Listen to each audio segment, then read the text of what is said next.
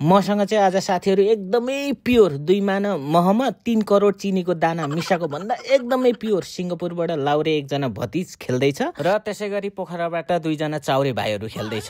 हामी सबै मिलेर चाहिँ पब्जीको एउटा सेतै हिउँले ढाकिएको गाउँलाई कब्जा गर्न गइरहेको छौं। यसरी तपाईहरु पनि कब्जा गरेर हामी जस्तै राजा सेट बन्न चाहनुहुन्छ भने क्लोज रेन्जको फाइट मैले जस्तै खतरा हान्ने एकजना मेम्बर लिनुहोस् र पोखराको भाइहरू मध्ये एकजना भाइले ल्यान्डिङ गर्छ। यस्तो ल्यान्डिङ गर्ने साथीहरू पनि तपाईहरुको स्क्वाडमा ए भाइ कहाँ लागेको जानुपर्ने उर्लाबारी लग्यो चियान गाडी ए भोसडी के भाइ यस्तो तरिकाले त चिकन डिनर होइन कि छक्काले पनि हामीलाई पेट बोकाउँछ भाइ के गरेको जानुपर्ने माथि हिमाल हिउँतिर लग्यो तल तराईको भैँसी चर्ने चौरतिर अरे भोसडी के छेउमा फेरि एनिमी झर्यो। तर गाइज यस्तो अलपत्र अवस्थामा आत्तिने होइन, यस्तै अवस्थाबाट कमब्याक गर्नेलाई प्रो भन्छ। साला स्याकमा जाँदैछ त्यहाँ खुप्पेमा 5 वटा ब्यान्डेज हुन्छ, सालालाई चकमा खानेरै मारिदिन्छु।